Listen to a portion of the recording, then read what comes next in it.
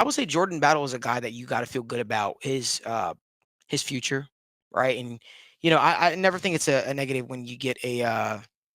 I never think it's a negative when you get a young guy being mentored by a veteran, especially a veteran who's comfortable in the system. Mhm. I definitely think Jordan Battle showed you enough flashes last year to feel very, very good about what his potential could be. And yeah, I'm hopeful for Jordan Battle. I still think he's going to find his way on the football field, and I think he'll make plays as you go. But I just think this is a good learning spot Yeah. for a lot of some of the younger guys in the back end of the defensive back room. Right, this is a good learning spot where communication was an issue, and that's how you get better. Right, nothing's ever perfect, so you want to keep going, keep getting better. So uh, I want to hear from you. Yeah, on Jordan Battle, I think it's the same thing. It's kind of like a wide receiver room with Jermaine Burton coming in. It's kind of like that learning experience, and I think they're going to have those times where they come in and they have those flashes where they make that big play, and everyone thinks he's showing starter potential. But I think it'll kind of backtrack a little bit. He's not ready just yet, but I think being behind these veterans, both the wide receivers and these safeties, I think it'll be big for them, and I think it'll tell. It'll just time will tell. It'll take a little bit to see, but being behind these guys will give them the mentorship that they need. I agree. What about you, Luke? Yeah, I know. I think in general we'll probably see the three safeties on the field a little more than we have in the years past. I know a couple years ago we kind of saw some glimpses with Ricardo Allen before he got hurt. I think they're just three good players. I think Jordan Hmm. Battle is well plenty deserving to be on the field with how he showed out last year. Obviously, we know we just signed Geno Stone. We brought back Von Bell. You don't invest in this room and in these players if you're not going to find a way to get them on the field.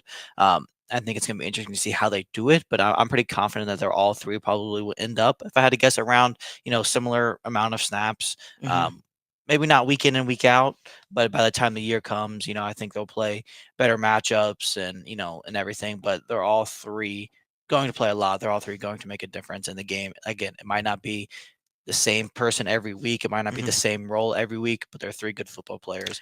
So I'm not You too know, you worried know one about thing it. I keep thinking about? I keep thinking about Geno Smith, and I'm sorry, Geno Stone. Why do we keep calling him Geno Smith? Because he's the only other Geno in the league, right?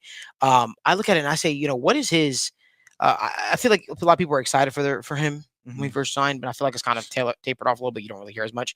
I think for me, the biggest thing that I would like to see from Geno Stone is just the consistency. I know he did it Hmm. at a high level last year, and Baltimore has a very complex defense, and um, he excelled. He excelled. I just want to see if it's Yeah. going to translate in Cincinnati. Obviously, one thing I'll say about Lou is he is very, very judicious when it comes to adding certain defensive backs, and he knows why he adds them, for what reason he adds them. He Mhm. usually has a plan in place for them. So I feel the same when it comes to a guy like Geno Stone. I just hope that he's able to replicate some of that same success, because one thing that I talked about with a lot of my people from Baltimore that I'm cool with and friends with, they said, hey, you're getting a player that's on the up and up, if you Yeah. will. His best years are ahead of him, and you probably got him at a right time. You probably got him at a spot where his trajectory is going up, right? And I feel like safety is one of those spots where if you have the instincts, you have the ball hawking abilities, obviously the ability to break on the ball and just make plays and be in the right place at the right time. And that's one thing where Daniel and I watched.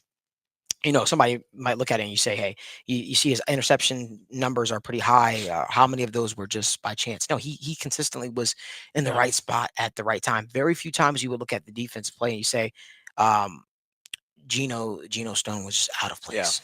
And I think that's such a huge spot, because I know that was a sore spot for the Bengals last year when it came to the safety room. So I think you gotta feel good about where the safety room is, especially considering what it was last year. Mhm. And you hope that just the communication and all those issues that kind of reared its ugly head last year won't be issues deep into the season. That's